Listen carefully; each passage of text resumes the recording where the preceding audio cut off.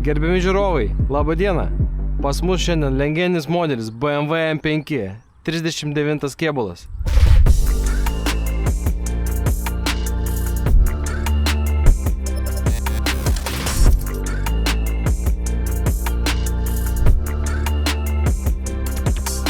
Ačiū Retronil už tai, kad paskolino šitą automobiliuką mums į apžvalgą. Tai yra kultinis, legendinis modelis, kurį mes šiandien trumpai apžvelgsime, pavairuosime ir suprasime, kągi jisai gali. Pirmą kartą BMW įmontavo į šitą kėbulą ir išvis į bet kokį kitą V8 variklį. V8 galingas atmosferinis variklis su individualiais droseliais buvo įmontuotas čionais. Štai taip atrodė priekį šio modelio. Išsiskiria truputėlį grotelės. Priekinis buferis turėjo tam tikrą formą, M formą. Mes matome, kad yra įmontuoti Brembo stabdžių diskai ir suportai. Čia yra 4 stūmokliukų cilindrai. Šitų modelių taip pat buvo pagaminta daugiau truputėlį negu 20 000. Tai galima sakyti, kad šitas modelis nelenkia E60 ir E61 kėbulo, bet dabar tai yra tikra istorija. Tikra istorija, kurią visi myli ir taip pat žmonės, kurie supranta, kokia yra tikroji vertė šito automobilio, juos kolekcionuoja.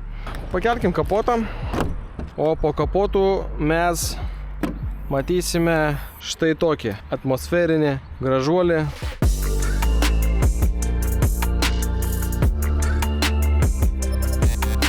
Aišku, matosi, kad jau nestokas. Reiškia, šitas automobilis buvo oficialiai tuninguotas Dinano kompanijoje. Dinan Stage 1 yra serijinis numeris. Ką mes matome, tai šaltas oro paėmimas. Nėra šitų jau dėžių standartinių oro filtro. Taip pat yra uždegimo rytės, kita programa, kita pakaba.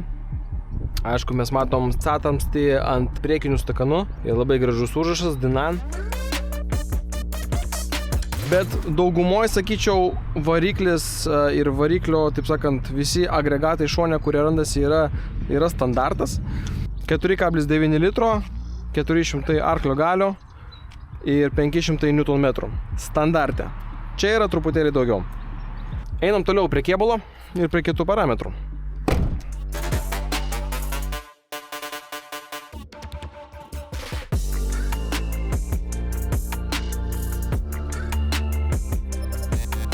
Aišku, veidrodėliai irgi buvo tam tikros formos, būtent M5 modeliui sukurti.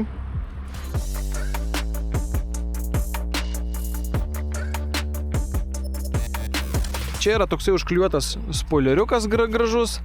Išmetimas nėra standartinis, taip, aš jau tai minėjau.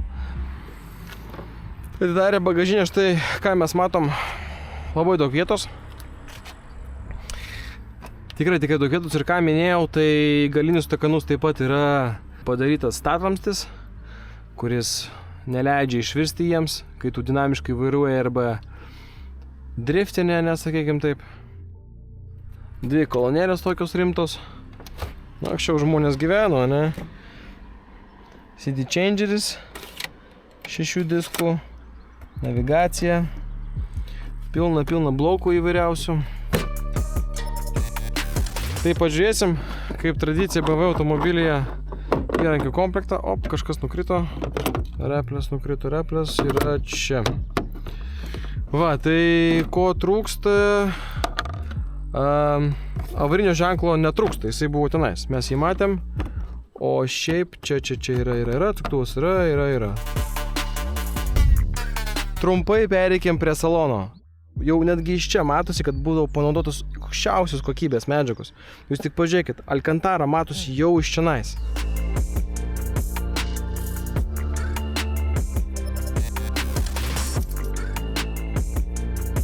Ypatingo grožio durų kortos, M5 ženklinimas žinoma. Pilnai elektra valdomos sėdynės, odinės sportinės sėdynės. Žiūriu, va, tai šitą visą vaizdą, nu čia tiesiog kvepia ta kokybė, žinot, sport klasė, kokybė. Čiagi buvo automobilis, tarp kitko, šeimos sedanas. Čia geras sedanas? Taip. Šeimą galima vežiot? Galima.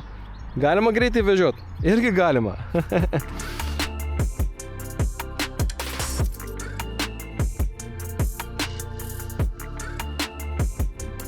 Aišku, tokių automobilių jau pakankamai mažai liko stoke, sakykim, taip, neperdarytų, bet jų tikrai yra. Čia aš nepasakyčiau, kad yra kažkokių tai labai daug perdarimų, kurie maišo vairavimui arba labai išskiria šitą automobilį.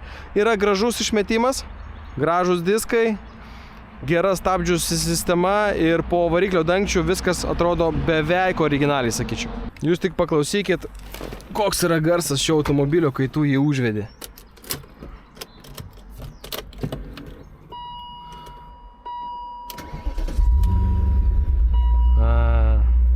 V8 garsas.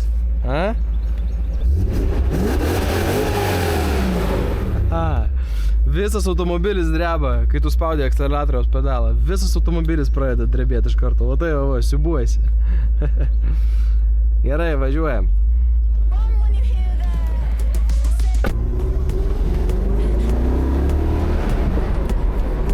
Koks garsas.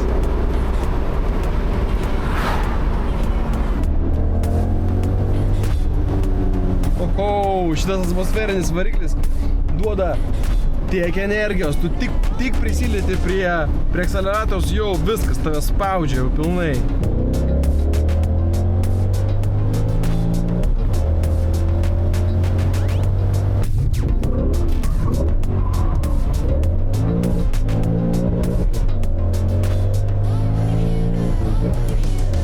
Gerai išlaikytas variklis, turintis savo galią.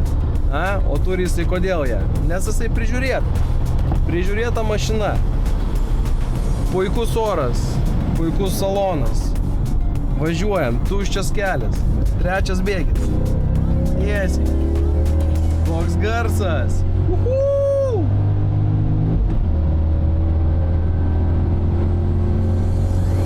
Grįžkim apie paprastą ir komfortišką vairavimą su šiuo automobiliu. Ar jisai galimas iš vis? Galimas. Jisai tikrai galimas komfortiškas vairavimas su šiuo automobiliu. Tu pažiūrėkit, kokius sėdynės čionais yra. Viskas patogu, ta prasme, tu ir 6 bėgiai. Tu ramiai važiuoji, 5 bėgis, 1500 apsukų, 65 km per valandą. Ko dar norėtų? Ko dar reikia? Aišku, šitas variklis šito nemėgsta pastoviai. Tu turi duoti jam prasišikti gerai. Bet okei.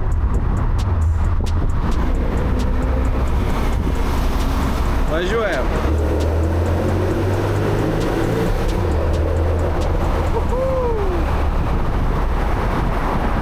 Čia yra ta technologija, kuri iki šiol išliko. Automobiliai yra daugiau negu 20 metų. Mechaninė dėžė, 6 bėgiai. Ko dar reikia? Ko dar reikia mums, kolegos? Aišku, kuro sąnaudos bus kažkiek didesnės negu įprasto automobilio su 2 litrų varikliu. Taip, faktas. Bet komfortiškai davažiuoti, tikrai davažiuosime. Netgi kruizo kontrolė yra čionais. Viskas yra, vairas valdosi, žiūrėkit. Elektra, valdosi vairas. Į viršų, į apačią.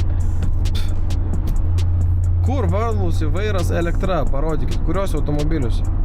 Na, baigsime šiandien vakaroti jau, važiuosime, pailsėsime. O jums linkime labai gero vakaro.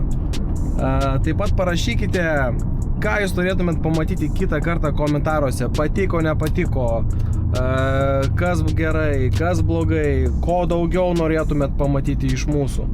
Nes mes norime taip pat būti atviri jums ir pasiūlyti tokį video formatą, kuris jums tikrai užeis ir jūs norėsite, stebėsite ir lauksite kitų video. Tai čia buvo BMW E39 kėbulas M5, tikroji legenda. Ir aš manau, kad aš tikrai jos dar ilgai nepamiršiu. Tai, kad su jumis buvo Donatas Drive Hub kanalas. Donatas mano vardas. Linkiu visiems sėkmės. Iki.